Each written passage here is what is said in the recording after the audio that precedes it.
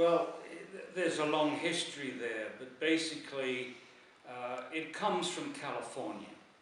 A California government passed a law in the late 1980s that said every community in California, every town, had to get 50% raccolta differenziata by 2000. Quindi la storia nasce essenzialmente in California, dove praticamente a livello governativo fu deciso nel 1980 che si sarebbe dovuto raggiungere un livello di differenziata del 50%.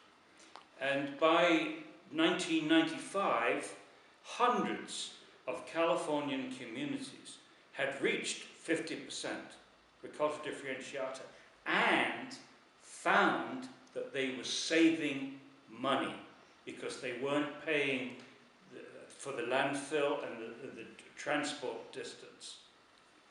E già nel 1995 diverse comunità all'interno californiane praticamente hanno raggiunto l'obiettivo, ma hanno anche scoperto che c'erano dei vantaggi economici perché praticamente evitavano di conferire in discarica e soprattutto trasporti per lunghe distanze. So both the politicians and the cittadini were saying, well, why stop at 50?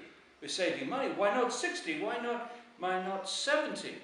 And whilst they were asking these questions, the message came from Australia that the government, Canberra, the government had, for their local territory, had passed a law which said no waste by 2010. E quindi diciamo raggiunti questi risultati sono stati stesso i politici e i cittadini che si sono chiesti va bene, ma a questo punto perché fermarci al 50%? Andiamo oltre e chiaramente miglioriamo sicuramente la situazione in tutti i sensi, economica e sociale. E nel corso di questi dibattiti è intervenuto anche il governo australiano, dove a Canberra hanno deciso appunto di intraprendere il percorso Zero Waste ponendo sul limite 2010 al 2010. And with this, then counties in California endorsed the notion of zero waste. This is 1996. E quindi siamo nel 1996 dove appunto in California parte il discorso e comincia ad assumere dimensioni molto più vaste. Also in 1996 was my first visit to Italy. I've been 67 times now. My first visit to Italy was in 1996 to help with the anti-incineration movement. E quindi il 1996 è una data che lui ricorda anche perché è stata la prima volta che è venuto in Italia ed è venuto in Italia essenzialmente come attivista per aiutare il movimento contro l'incenerimento. In 1998 I was invited to go to a conference, big conference in San Francisco where they were talking about zero waste, and I made a videotape and I interviewed all the leading players, and this videotape was called Zero Waste Impossible Dream or Realistic Goal. Idealistic Dream or Realistic Goal. E nel 1998 è stato invitato ad una conferenza molto importante nella quale c'era anche questo video che era stato girato e il titolo della conferenza era Zero Waste, quindi rifiuti zero, e un what's the title? I don't know.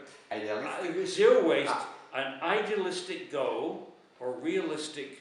So idealistic dream. Okay. Idealistic dream. È un sogno idealistico o è qualcosa che concretamente è uno esatto? And obviously the video concluded that it was realistic, and I have been promoting zero waste since that time, 1998, and particularly in Italy, where we saw the anti-incineration movement over the years gradually morph into the zero waste movement.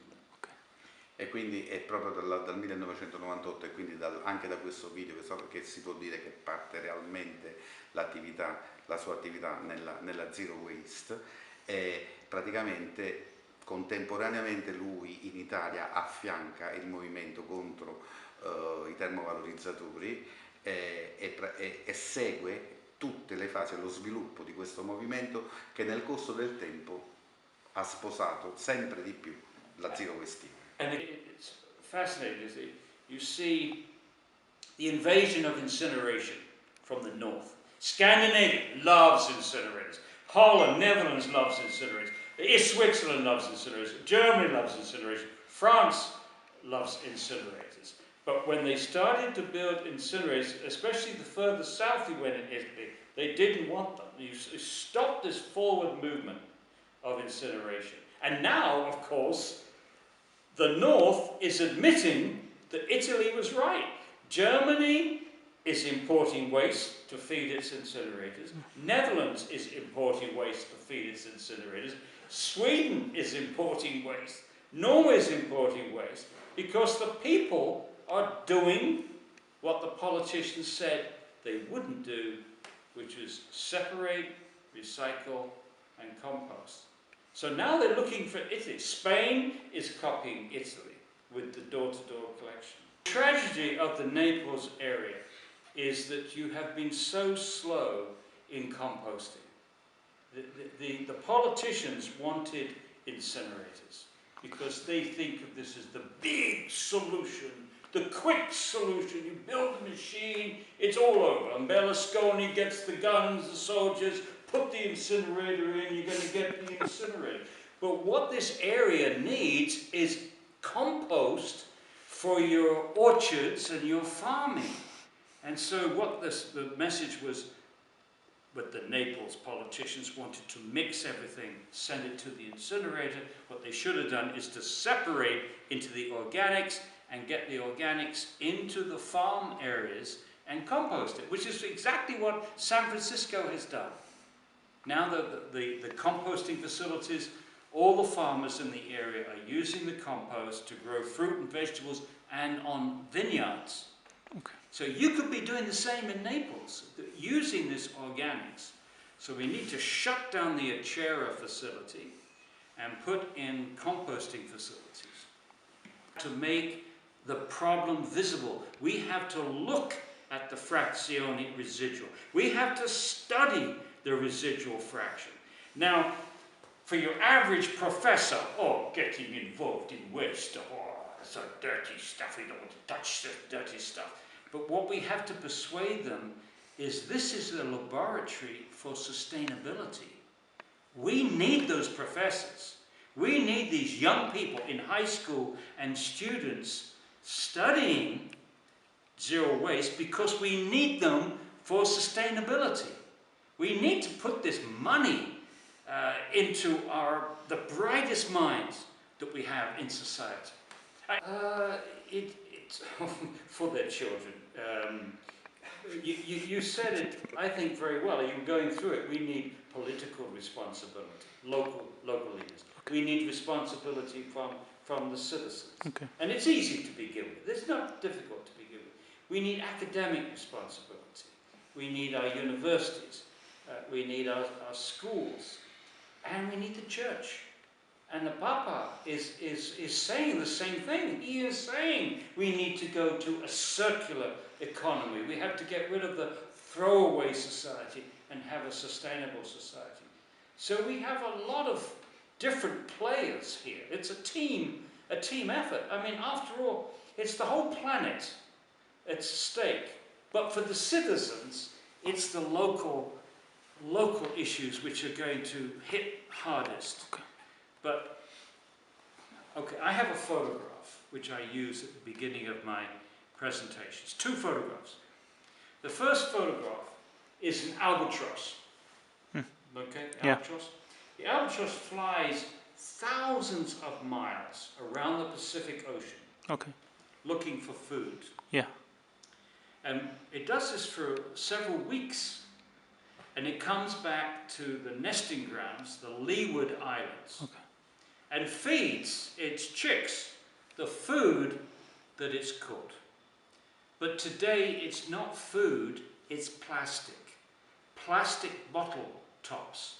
And we have videotape of albatrosses feeding their babies plastic bottle tops. So the first photograph is the albatross flying, and the second photograph is a corpse of an albatross with full of plastic bottle tops and other crap.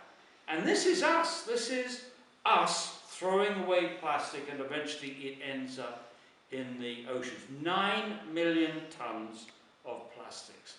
So that image says that we don't think that the human beings are impacting the planet.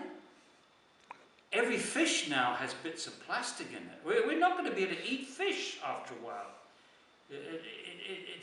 So this brings the message home to the ordinary person. Oh my God. There are consequences of just tossing away a piece of plastic. There are consequences. There are consequences for what can be the solution for the land of fires. What's the future? What are the initial steps to follow? And and a kind of long-term vision for that problem. It's the people. It's the people. It's the people. If you look at history, guerrilla warfare is only successful if the guerrillas have the support of the community. And the Camorra is only successful as long as they're supported by the community. But when people see their children dying of cancer, 5, 6, 7, 8, when the children are dying of cancer, then the people will no longer support the Camorra. I mean, if it's just a question of making money, fooling the authorities, whatever the bribery, corruption, whatever's going on out there, people will support that until they see victims. And with the land of fires, you see the victims. And even the cabal, one of the Camorra that testified in court that they were doing this, even they are admitting that this was wrong. Yeah. So I think a lot of people have had to suffer, a lot of people have been poisoned, a lot of food has been poisoned. But I don't think the people any longer will support those activities. Okay. So it makes it easier for the police and for the authorities. Okay.